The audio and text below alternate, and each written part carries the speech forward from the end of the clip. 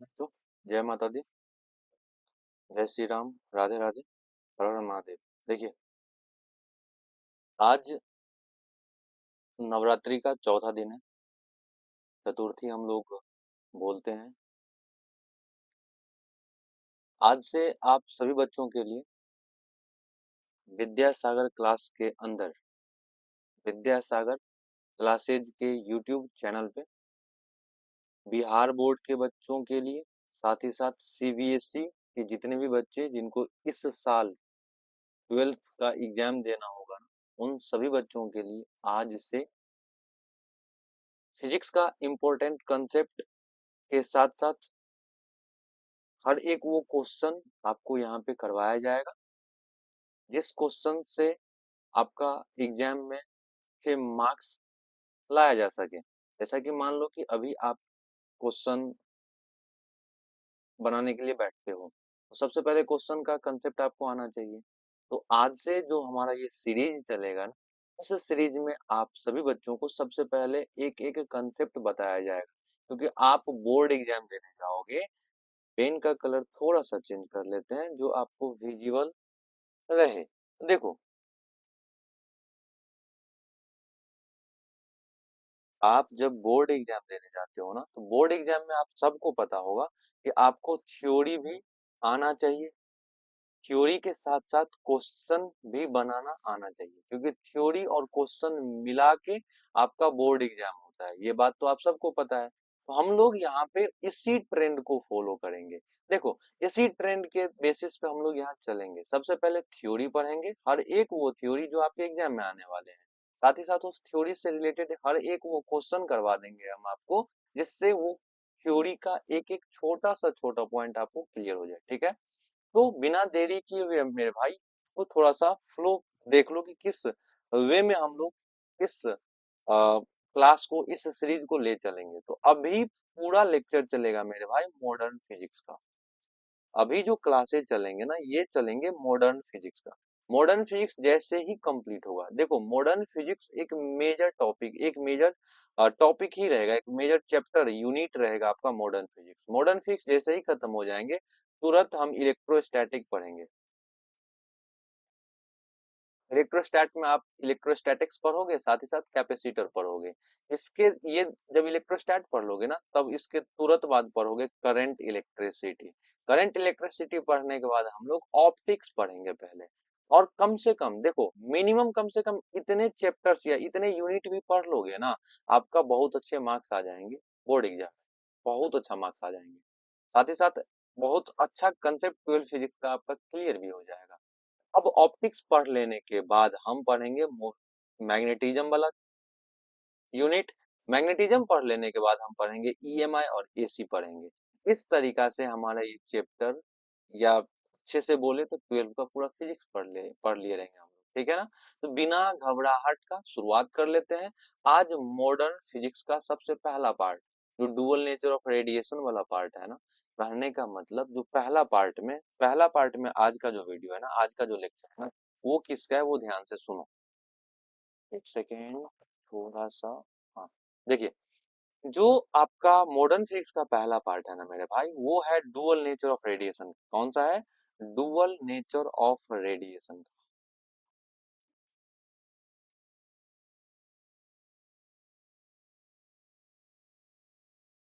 Basically यहाँ पे आप फोटो इलेक्ट्रिक इफेक्ट के बारे में पढ़ोगे, साथ ही साथ फोटोन के बारे में पढ़ोगे। यहाँ पे आप किसके किसके बारे में पढ़ोगे, एक बार मेरे साथ रिपीट करेंगे, फोटो इलेक्ट्रिक इफेक्ट और फोटोन के बारे में। तो अब बिना देरी किए हुए हम आगे बढ़ जाते हैं। देखो, आज का कंसेप्ट वन, मतलब पहला कंसेप्ट, आज आप क्या सीखने वाले हो, यहाँ पे हम लोग अब आगे बढ़ जाते हैं। पहला कंसेप्ट आपको पहले से ही पता है कि हर एक बार की जो शुरुआत होती है ना, बहुत खास होती है। तो हम लोग भी इसी खास शुरुआत के साथ स्टार्ट कर लेते हैं। कंसेप्ट वन में आप सभी मेरे भाई याद रखिएगा प्लैंक्स क्वांटम थ्योरी को। आपको यहाँ पे ये थ्योरी मतलब 3 नंबर या 5 नंबर में लिखने को मिल सकता है, या आप डिफाइन करो प्लैंक्स क्वांटम थ्योरी क्या होता है, ये आपको लिखने के लिए भी बोला जा सकता है। अच्छे से याद रखना, बहुत ही सिंपल लैंग्वेज में हम आपको बता दे रहे हैं। ध्यान से बस सुनते जाइए, एक एक चीज यहाँ लिखा हुआ है और आपको सब कुछ समझ में भी आ जाएगा। देखो, प्लैंक्स क्वांटम थ्योरी जो है ना ये है क्या? तो आपको यहाँ पे सबसे मेन बात जो समझना है ना, वो समझो क्या कि मैक्स प्लैंक, देखो मैक्स प्लैंक नाम का एक साइंटिस्ट हुआ करते थे उस जमाने में। किस जमाने में? उस जमाने में। तो मैक्स प्लैंक नाम के साइंटिस्ट के अनुसार हुआ क्या था, ये अभी हम लोग को ऑब्जर्वेशन देखना है। तो मैक्स प्लैंक के अनुसार when a hot body emit अथवा absorb radiation, it does not occur continuously, but energy is given out or taken in form of a small packet. इसका मतलब क्या हुआ, ध्यान से सुनिए। मैक्स प्लैंक के अनुसार जब कोई भी हॉट बॉडी मतलब एकदम गर्म हुआ बॉडी, जब कोई किसी भी हॉट बॉडी से या तो रेडिएशन इमिट करवाना हो, इमिट करवाने का मतलब होता है मेरे भाई वहां से रेडिएशन को बाहर निकालना। क्या करना? बाहर निकालना। यहाँ कंडीशन क्या क्या है देखते जाएंगे आप सभी, समझ में एक एक बात यहाँ से आ जाएगा।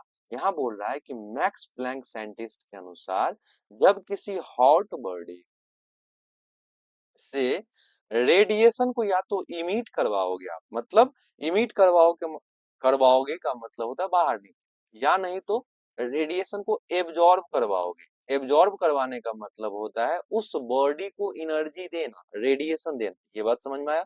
इमिट का क्या मतलब हुआ, फिर से एक बार सभी बच्चे ध्यान से सुनेंगे। इमिट का मतलब होता है वहां से रेडिएशन निकलना। मान लो ये हॉट बॉडी है, तो इमिट का मतलब क्या हुआ, रेडिएशन इमिट का मतलब क्या हुआ, इस हॉट बॉडी से है ना रेडिएशन जो भी हो, रेडिएशन को आप रे के टर्म में समझ लो, तो रेडिएशन जो भी हो इस हॉट बॉडी से इमिट कर रहा होगा, ठीक है ना। वहीं पे एब्जॉर्ब करने का क्या मतलब हुआ, तो इस हॉट बॉडी को कहीं से आके रेडिएशन मिल रहा होगा। ये समझ में आ गया? तो यहाँ लिखा गया है कि अकॉर्डिंग टू मैक्स प्लैंक, मतलब मैक्स प्लैंक के अनुसार when A hot body emit और एब्जॉर्ब रेडिएशन, इमिट मतलब निकालना और एब्जॉर्ब मतलब ग्रहण करना, धारण करना, it does not occur continuously, यही बात याद रखना है। तो जो भी एनर्जी या जो भी रेडिएशन, जो भी एनर्जी या जो भी रेडिएशन इमिट हो रहा होगा या एब्जॉर्ब हो रहा होगा, वो क्या है ना यार, कंटिन्यूअसली नहीं हो रहा होगा। कंटिन्यूअसली का क्या मतलब हुआ, अब मैं आपसे बोल रहा हूँ कि आप लगातार आप कंटिन्यूअसली 10 घंटा पढ़ाई कर रहे हो, तो कंटिन्यूअसली का मतलब समझ रहे हो, आप बस 10 घंटा लगातार पढ़ते जा रहे हो, पढ़ते जा रहे हो। लेकिन यहाँ पे क्या लिखा गया है, it does not occur continuously, मतलब ये कंटिन्यूअसली नहीं होता है। जब मैं आपको इसी लैंग्वेज में समझाऊं तो मैं आपको बोल रहा हूँ कि आप लगातार 10 घंटे पढ़ाई नहीं कर रहे हो, इसका क्या मतलब हुआ, बीच में आप मोबाइल देख ले रहे हो, बीच में आप बीजीएमआई मतलब गेम खेल ले रहे हो, ये सब क्या हुआ, लगातार पढ़ाई नहीं करने का कारण। इसी तरीका से यहाँ भी जो एनर्जी इमिट या रेडिएट हो रहा है ना, जो एनर्जी इमिट या एब्जॉर्ब हो रहा है ना, वो लगातार नहीं है, मतलब कंटिन्यूअस नहीं है। तो कंटिन्यूअस नहीं है, इसी को हम डिसकंटिन्यूअस बोल देंगे। अब आगे बोला गया है but energy is given out और taken in form of small packet. ध्यान से सुनिएगा, अब एक सांस में आपको सब कुछ रिलेट कर दिया जाएगा। देखो बोला गया है कोई एक हॉट बॉडी ले लो, मान लो ये है हॉट बॉडी। हॉट बॉडी से दो ही चीज होगा, या तो रेडिएशन बाहर निकलेगा, रेडिएशन अगर बाहर निकला इसको हम बोल देंगे इमीट रेडिएशन, या नहीं तो रेडिएशन अंदर जाएगा, अंदर जाने को बोल देंगे एब्जॉर्ब रेडिएशन। ये बात समझ में आया? फिर से रिपीट करते हैं, हॉट बॉडी से दो ही चीज होगा, या तो रेडिएशन बाहर निकलेगा, बाहर निकलेगा मतलब इमिट हो रहा है, या नहीं तो अंदर जाएगा, अंदर जाएगा का मतलब हुआ एब्जॉर्ब हो रहा है। ये बात समझ में आ गया? तो ये बात अगर समझ में आ गया तो फिर अगला बात समझिए, ये जो भी रेडिएशन इमिट हो रहा है या एब्जॉर्ब हो रहा है ना, वो डिसकंटिन्यूअस है यार, वो कंटिन्यूअसली नहीं है। कंटिन्यूअसली नहीं है का मतलब हुआ डिसकंटिन्यूअस है। और जिस भी फॉर्म में वो डिसकंटिन्यूअसली एनर्जी इमिट या एब्जॉर्ब कर रहा है ना, वो स्मॉल पैकेट, स्मॉल पैकेट, मान लो बिस्किट का एक पैकेट का क्या मतलब समझ में आया? एक पैकेट हुआ। इसी तरीका से जो एनर्जी एब्जॉर्ब या इमिट हो रहा है ना, वो भी एक छोटा सा पैकेट के रूप में या तो एब्जॉर्ब होगा या इमिट होगा। ये कहना किसका था? ये कहना था प्लैंक्स क्वांटम थ्योरी, प्लैंक्स चर्चा का ये कहना था। ये समझ में आ गया?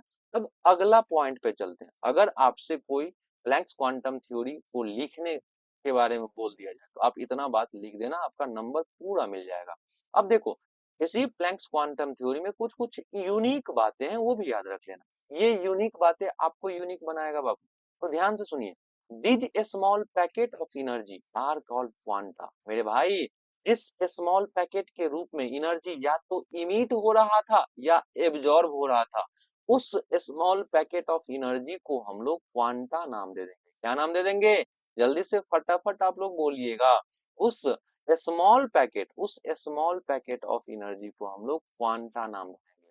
देखो क्वांटा क्या है ना, अब हम बोलेंगे बॉयज। बॉयज मतलब क्या? एक से ज्यादा लड़के। वहीं पर हम बोल देंगे बॉय। बॉय मतलब एक अकेला लड़का। उसी तरीका से जब हम बहुत ढेर सारा पैकेट ऑफ एनर्जी की बात करें, ढेर सारा पैकेट ऑफ एनर्जी की बात करें, हम बोल देंगे क्वांटा। और जब एक पैकेट ऑफ एनर्जी की बात करेंगे तो क्वांटम बोल देंगे। क्या बोल देंगे? क्वांटम बोल देंगे। तो क्वांटा और क्वांटम में क्या फर्क है, ये आप कमेंट बॉक्स में जरूर बताइएगा। तो क्वांटा कब बोलेंगे? जब एक से ज्यादा स्मॉल पैकेट ऑफ एनर्जी रहेगा तो उसको हम क्वांटा बोल देंगे। वहीं पे जब अकेला पैकेट ऑफ एनर्जी रहेगा, अकेला स्मॉल पैकेट ऑफ एनर्जी रहेगा, उसको हम क्या बोल देंगे? क्वांटम बोल देंगे। अच्छा रहेगा कि आप अपने भाषा में लिख लोगे। अकेला स्मॉल पैकेट ऑफ एनर्जी को आप क्या बोल दोगे? उसको हम क्वांटम बोल देंगे। आज के बाद से क्वांटा और क्वांटम में आप कभी नहीं फंसोगे। आपको अच्छे से पता है, क्वांटा हो गया ढेर सारा पैकेट ऑफ एनर्जी और क्वांटम हुआ अकेला। अब नोट पॉइंट क्या लिखा गया है? जिसको आप यहाँ क्वांटा बोलते हो ना, या जिसको आप क्वांटम बोलते हो ना, इसी क्वांटा या क्वांटम को लाइट, लाइट बोले तो ऑप्टिक्स में हम फोटोन नाम दे दिए हैं। तो आज के बाद से आपको बहुत अच्छे से पता चल गया कि जिसको आप क्वांटा या क्वांटम या फोटोन नाम से सुने हो ना, ये तीनों एक ही चीज है। कैसे पता चला? तो क्वांटा को ही हम सिंगुलर फॉर्म में क्वांटम बोलते हैं, और इसी क्वांटा या क्वांटम को लाइट वाले चैप्टर में हम फोटोन नाम दे दिए हैं। ये समझ में आया क्या? अब आगे बढ़ लेते हैं। ध्यान से सुनिएगा, ये चैनल एकदम नया है, आज ही क्रिएट किया गया है, और आप सभी बच्चों तक एकदम बेहतरीन और फ्री एजुकेशन पहुंचा पाए, इसके लिए क्रिएट किया गया है। हमारा बाबू ऑफलाइन कोचिंग भी है, जो भाई कुर्जी पटना, पटना में एक जगह है कुर्जी, वहां आओगे तो वहां पे विद्यासागर क्लासेज कुर्जी नाम से वहां कोचिंग चल रही है। जिन भी बच्चों को ऑफलाइन क्लास करनी है तो वहां जरूर आ जाइएगा, ठीक है। और आप सभी बच्चों को एकदम फ्री एजुकेशन ये विद्यासागर क्लासेज यूट्यूब चैनल पे हर एक दिन आपको वीडियो फॉर्मेट में या लाइव क्लास के रूप में आपको मिलते जाएंगे। आपसे एक रिक्वेस्ट है मेरे भाई, इस नए चैनल को, इस विद्यासागर क्लास नाम के जो परिवार है, इससे आप जितने दोस्तों को जोड़ सकते हो जोड़िए, क्योंकि हर एक बच्चों को यहाँ फायदा मिलने वाला है। एकदम फ्री एजुकेशन, बहुत ही बेहतरीन क्वालिटी के साथ आपको फ्री एजुकेशन यहाँ दिया जाएगा। अब हम बिना देरी किए फिर से आगे बढ़ लेते हैं। अब देखो, अब कुछ कुछ बातें और हैं जो मैथमेटिकली आपको सपोर्ट करेगा, जो आपके बोर्ड एग्जाम में जो न्यूमेरिकल क्वेश्चन आते हैं उसको सोल्व करने में आपको हेल्प करेगा।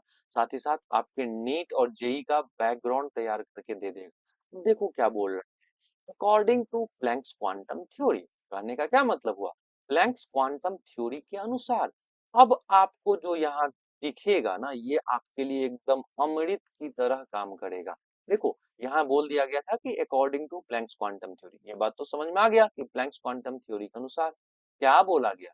Energy of each quantum, energy of each quantum is directly proportional to frequency of radiation. ये समझने वाली, यहाँ बोला गया एनर्जी ऑफ ईच क्वांटम। मैं आपको एक बात यहाँ पे अपने भाषा में लिखना चाहूँ तो देखो, ईच क्वांटम बोला है ना, क्वांटम के जगह पे आप अब तो आसानी से जिसको आप क्वांटम बोलते हो ना, उसको तो अब आप यहाँ से फोटोन भी बोल सकते हो ना यार। तो अब आप बताओ ना, ईच फोटोन लिखा रहे या ईच क्वांटम लिखा रहे, बात तो एक ही हुआ। तो ईच क्वांटम या ईच फोटोन का मैथमेटिकल मीनिंग क्या हुआ यार? ईच क्वांटम या ईच फोटोन का मैथमेटिकल मीनिंग हुआ वन फोटोन। ये बात आपको यहाँ से समझना था, लिख लो आप अपने लैंग्वेज में, बहुत ही यूनिक बातें हैं। तो यहाँ क्या बोला है प्लैंक्स क्वांटम थ्योरी के अनुसार? तो प्लैंक्स क्वांटम थ्योरी के अनुसार ये बोला गया कि एक क्वांटम, ईच क्वांटम मतलब एक क्वांटम, या नहीं तो ईच क्वांटम, क्वांटम की जगह पे आप फोटोन भी बोल सकते हो ना। एक क्वांटम या एक फोटोन का जो एनर्जी है ना यार, एनर्जी को हम कैपिटल ई से डिनोट करते हैं। एक फोटोन का जो एनर्जी है ना, वो डायरेक्टली प्रोपोर्शनल हो जाएंगे फ्रीक्वेंसी के। फ्रीक्वेंसी को हम एफ से डिनोट करते हैं, तो मैथमेटिकली यही बोला गया है ना, एनर्जी डायरेक्टली प्रोपोर्शनल हो जाएंगे फ्रीक्वेंसी के। और आपको बहुत अच्छे से 9th क्लास 10th क्लास में पता है कि जैसे ही प्रोपोर्शनैलिटी आया, उस प्रोपोर्शनैलिटी को हटाने के लिए मेरे भाई एक कांस्टेंट लाना पड़ता है। तो देखो, यहाँ पे आपको प्लैंक्स क्वांटम थ्योरी के अनुसार बोला गया कि एनर्जी जो होगा ना, वो डायरेक्टली प्रोपोर्शनल फ्रीक्वेंसी हो जाएंगे। ये आपको कौन बोल के गया है? तो प्लैंक्स क्वांटम थ्योरी के अनुसार बोला गया आपसे। तो देखो, जैसे ही प्रोपोर्शनलिटी हटाओगे ना, वैसे ही एक कांस्टेंट लाना पड़ेगा मेरे भाई। प्रोपोर्शनलिटी हटा के हम इक्वल का साइन दिए ना, तो इक्वल का साइन देते ही हमको पता है प्रोपोर्शनलिटी हटाएंगे तो हमको एक कांस्टेंट लाना पड़ेगा। तो देखो, आप एनर्जी का एनर्जी रह ही गया, फ्रीक्वेंसी का फ्रीक्वेंसी रह ही गया, एक नया आपको एच दिख रहा है ना, ये एच और कुछ नहीं है यार। प्रोपोर्शनलिटी हटाओगे ना, अगर नहीं पता है तो आप साइड में कहीं लिख लो, प्रोपोर्शनैलिटी कांस्टेंट हम इसको बोलते हैं। ये जो चल रहा है ना, इसको हम प्रोपोर्शनैलिटी कांस्टेंट बोलते हैं मेरे भाई। ऐसा कहीं पे लिखा रहे तो इसको आप प्रोपोर्शनैलिटी कांस्टेंट बोलोगे। और जहां कहीं भी प्रोपोर्शनैलिटी आ गया ना, वहां पे प्रोपोर्शनैलिटी साइन को हटाने के लिए आपको ऑलवेज एक कांस्टेंट लेना पड़ेगा। और यहाँ जो कांस्टेंट लिए है ना, उसका नाम देखो यार, प्लैंक्स क्वांटम थ्योरी पढ़ रहे हो, इससे एक फीलिंग तो आपको आ ही रहा होगा कि कोई साइंटिस्ट थे जिनका नाम प्लैंक्स था। एक बात बताओ, आप ही कुछ काम करते हो घर में और आपको क्रेडिट ना दिया जाए, आप बुरा मान जाओगे कि नहीं जान बुरा मान जाओगे? तो आपको भाई, ये तो ह्यूमन टेंडेंसी है ना कि आप बुरा मान जाओगे। इसी तरीका से इतना सारा फिजिक्स का काम करके प्लैंक्स चर्चा हम लोगों को दिए, तो ये जो कांस्टेंट है, प्लैंक्स चाहेगा ना कि अपने नाम पे इस कांस्टेंट का नाम दे दे। यही हुआ भी यहाँ पे, एच को यहाँ पे प्लैंक्स कांस्टेंट बोला गया। क्या बोला गया? सभी बच्चे रिपीट करेंगे, प्लैंक्स कांस्टेंट बोला गया। मेरे भाई, फ्रीक्वेंसी का मैं एक अच्छा कंसेप्ट आपको बताना चाहूँ, तो देखो फ्रीक्वेंसी, अगर आप एटॉमिक स्ट्रक्चर पढ़े होगे फिजिकल केमिस्ट्री में, तो फ्रीक्वेंसी जो होता है ना मेरे भाई, सी अपॉन लेमडा होता है। क्या होता है? C upon lambda. Frequency equal to C upon lambda. यहाँ पे एफ का मतलब फ्रीक्वेंसी हुआ, सी का मतलब क्या हुआ? तो यार सी और कुछ नहीं, स्पीड ऑफ लाइट है। सी क्या है? सी स्पीड ऑफ लाइट है। मेरे भाई, लेमडा क्या है यार? लेमडा यहाँ से वेव, लेमडा जो है ना मेरे भाई, वेव लेंथ को बोलते हैं। तो लेमडा क्या हुआ? Wave length. सी क्या हुआ सर? स्पीड ऑफ लाइट हुआ। तो फ्रीक्वेंसी का ये फॉर्मूला आप याद रख लेना। तो अब एक बात बताओ, एक बात आपको बताना है मेरे भाई, अगर इसी फॉर्मूला को, ये फॉर्मूला तो आपको रट जाना है, एनर्जी और फ्रीक्वेंसी का रिलेशन अगर कोई पूछ दे फोटोन के केस में, तो बोल देना energy equal to H F होता है। और पूछ दे आपसे ई क्या है, तो ई मतलब एनर्जी, एच क्या है, तो एच का मतलब प्लैंक्स कांस्टेंट, और एफ क्या है, एफ का मतलब फ्रीक्वेंसी। और फ्रीक्वेंसी का फॉर्मूला ये 11th का ही चीज है, जो अभी हम आपको शॉर्ट में थोड़ा बेसिक कंसेप्ट के रूप में बता दिए कि फ्रीक्वेंसी इक्वल टू होता है सी अपॉन लेम्डा। ये समझ में आ गया? अब आपको क्या करना है ना, फ्रीक्वेंसी के जगह पे, किसके जगह पे? फ्रीक्वेंसी के जगह पे क्या करना है सर? तो फ्रीक्वेंसी के जगह पे हम सी अपॉन लेम्डा रख सकते हैं कि नहीं रख सकते हैं? एकदम रख सकते हैं।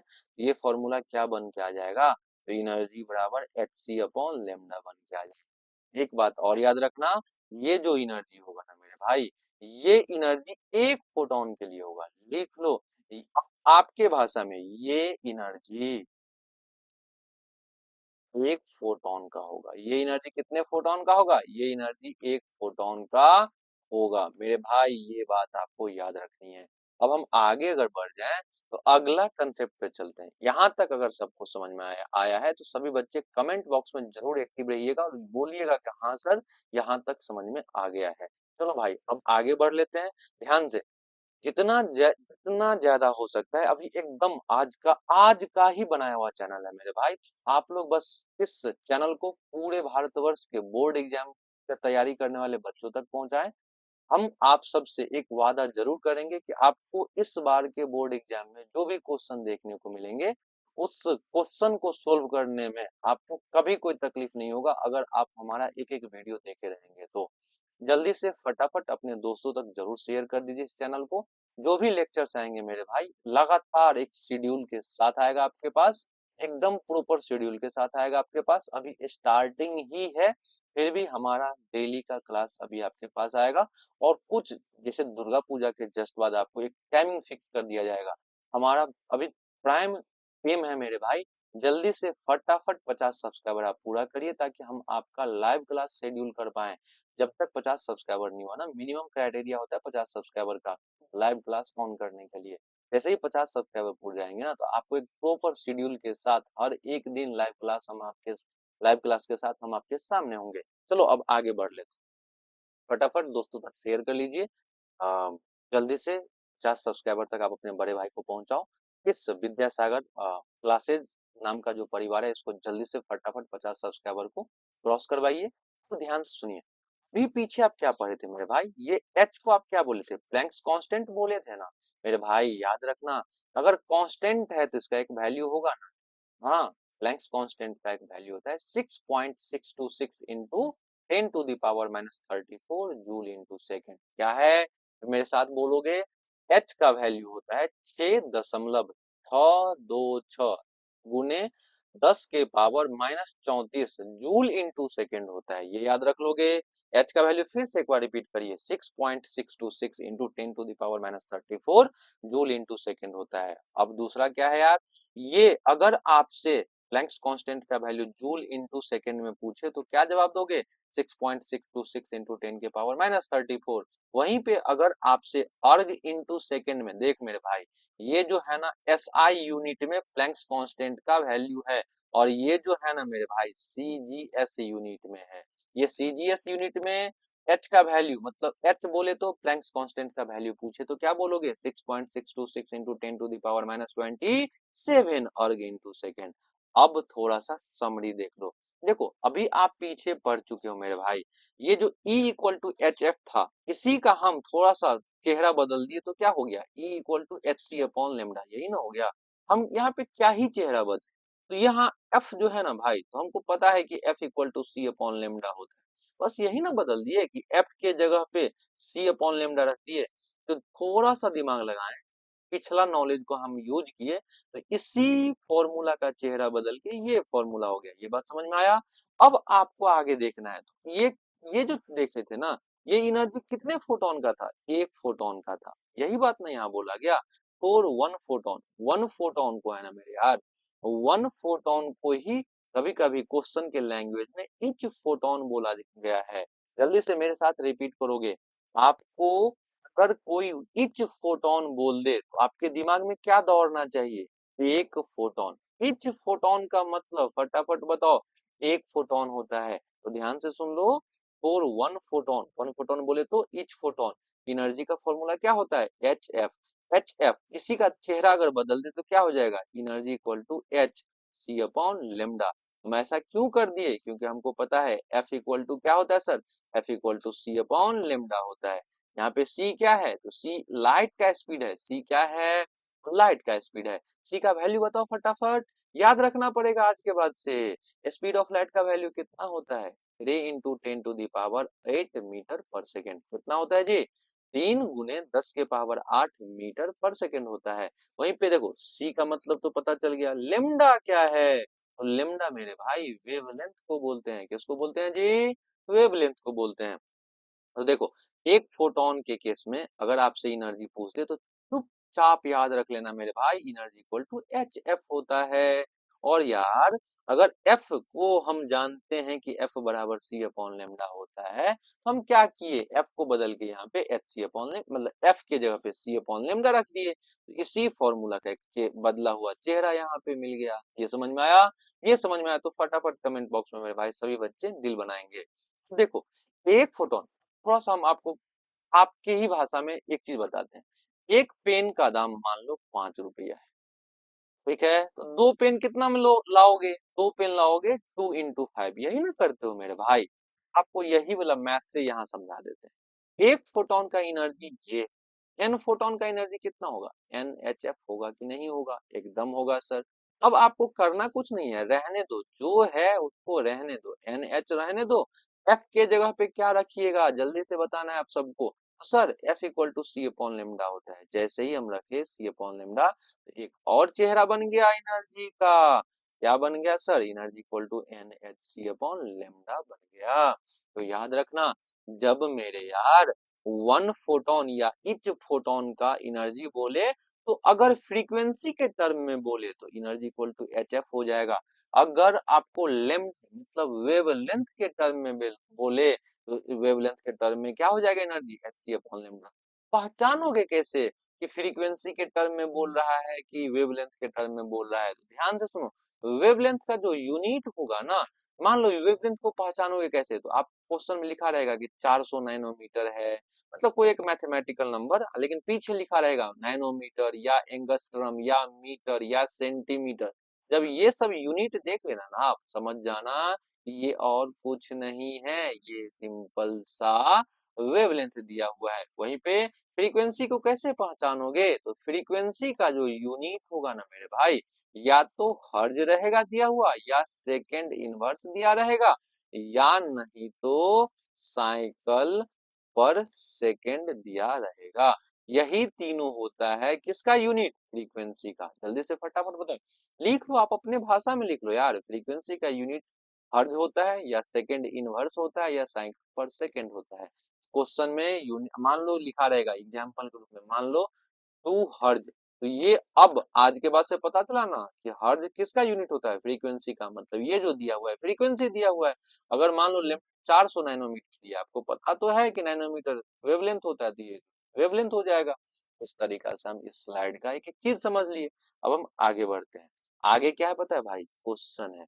आप देखो, चुटकी बजाओगे आप, एकदम ऐसे ऐसे करोगे क्वेश्चन बनेगा, देखो कितना आसान है। क्या बोल रहा है आपसे, क्या बोल रहा है जी, देखो, what is energy of a photon. मेरे भाई, ए फोटोन का मतलब समझ लो। आप जिसको इच फोटोन बोलते हो ना, या वन फोटोन बोलते हो ना, उसी को हम ए फोटोन भी बोलते हैं। तो इसके बदले में या तो आपको क्वेश्चन में इच फोटोन लिखा मिल सकता है, या वन फोटोन लिखा मिल सकता है, सबका मतलब एक ही हुआ। यहाँ से आपको क्या पूछा गया, एक फोटोन का एनर्जी पूछा गया। क्या पूछा गया जी, एक फोटोन का एनर्जी। मैं अभी कुछ बताने से पहले जस्ट एक बात आपको समझाना चाहता हूँ, जस्ट एक बात आपको समझाना चाहता हूँ। कुछ भी बताऊं उससे पहले एक बात समझाना चाहता हूँ। ध्यान से सुनो, ध्यान से सुनो आप सभी बच्चे। एक फोटोन का एनर्जी क्या पढ़े हो मेरे भाई, HF पढ़े हो ना। एक फोटोन का एनर्जी पढ़ चुके हो आप, HF। अब देखो कैसे रिलेट कर, देखो, what is energy of a photon of light of frequency. यहाँ क्लियर दे दिया है कि फ्रीक्वेंसी दिया हुआ है। वैसे अगर फ्रीक्वेंसी नहीं भी लिखा रहता तो यहाँ यूनिट देख लेंगे आप, हर्ज दिया हुआ है। अभी तुरंत पढ़े थे, हर्ज किसका यूनिट होता है, फ्रीक्वेंसी का। तो ये जो डाटा है ना मेरे, पढ़ लो, ये डाटा किसका है सर, क्लियर बता रहा है कि फ्रीक्वेंसी दिया हुआ है। कितना है सर, 5 × 10⁻14 हर्ज दिया हुआ है। ये समझ में आया। और पूछ क्या रहा है, एनर्जी। एनर्जी, एनर्जी बोले तो कैपिटल ई और एफ का क्या रिलेशन है, तो E इक्वल टू HF होता है सर। अब अगला पेज पे इसको सोल्व कर लेते हैं। क्या होता है फॉर्मूला एक फोटोन का, देखो, एक फोटोन,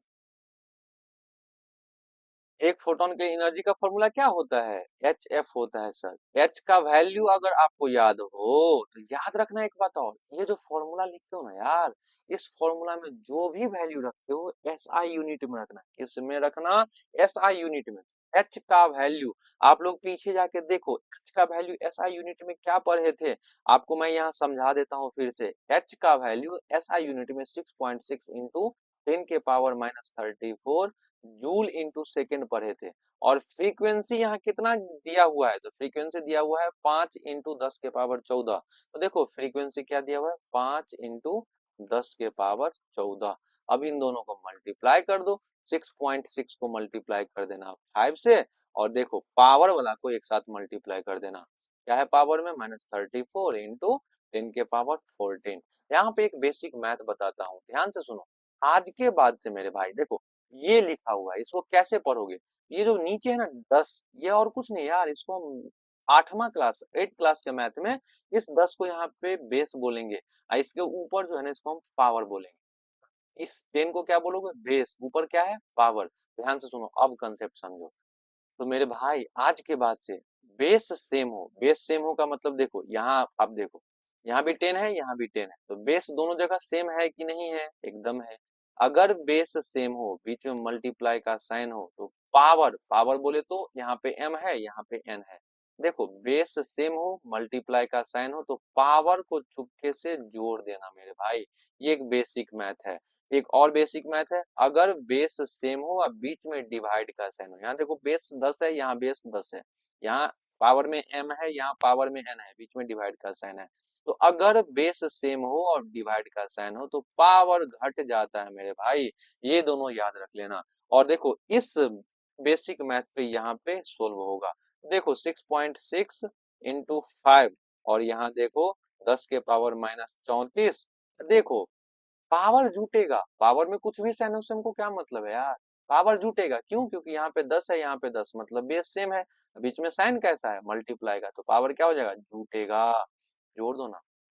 मल्टीप्लाई करोगे तो यहाँ हो जाएगा 33 इंटू 10 के पावर, देखो माइनस और प्लस माइनस होता है, 4 में से 4 गया तो 0, 3 में से गया तो 2, -20। ये आ जाएगा जूल में। इस तरीका से हम इस क्वेश्चन को कर देंगे सॉल्व। ये समझ में आ गया? आज हम स्टार्ट कर रहे थे, आज इतना ही रहने देते हैं। अगला क्लास में यहाँ से आगे ले चलेंगे, और अगला क्लास का ड्यूरेशन मेरे भाई और ज्यादा लंबा रहने वाला है, ठीक है? हम आज के बाद से हर एक क्लास का ड्यूरेशन मिनिमम 1 घंटा रखने वाले हैं। सभी बच्चे हमारे चैनल को जितना जल्दी हो सकता है 50 सब्सक्राइबर तक पहुंचाएं, ताकि आप सभी बच्चों के लिए मैं हर एक दिन एक प्रॉपर शेड्यूल के साथ लेक्चर लेके आऊं, और आप सभी बच्चों को बेहतर भविष्य देने के लिए छोटा सा कदम आगे बढ़ाऊं मेरे भाई। हमारा बस एक सिंपल सा एम है कि हर एक बच्चा को बहुत अच्छा मार्क्स आए, हर एक बच्चा को लास्ट टाइम में जो घबराहट होता है ना बोर्ड एग्जाम के टाइम में, वो ना होने दे, और बहुत अच्छे मार्क्स के साथ अच्छा टॉपर बनाए सभी बच्चों को। एकदम फ्री कंटेंट, यहाँ नो कोई भाई कुछ भी फ्री कंटेंट के अलावा कुछ भी नहीं मिलेगा, एकदम फ्री कंटेंट मिलेगा और बेस्ट कंटेंट मिलेगा। आप सभी बच्चे विद्यासागर क्लासेस यूट्यूब चैनल को सब्सक्राइब करिए भाई। जिनको ऑफलाइन पढ़ना है तो हमारा ऑफलाइन सेंटर है पटना में, एक जगह है कुर्जी, वहां पे विद्यासागर क्लासेज कुर्जी मठ के पास चलता है भाई मेरा क्लासेज। आप सभी बच्चे ऑफलाइन से में भी जुड़ सकते हैं, और जो अवेलेबल नहीं हो पाएंगे ऑफलाइन में, उनके लिए ऑनलाइन बेस्ट रहेगा। आप जहां हो वहीं से एकदम यूट्यूब पे पढ़ो मेरे भाई, यूट्यूब पे ही आपको हर एक क्लास मिल जाएंगे, ठीक है? मिलते हैं नेक्स्ट क्लास में। राधे राधे, जय श्री राम, जय माता दी भाई, हर हर महादेव। पढ़ते रहो, अपना ध्यान रखते हुए।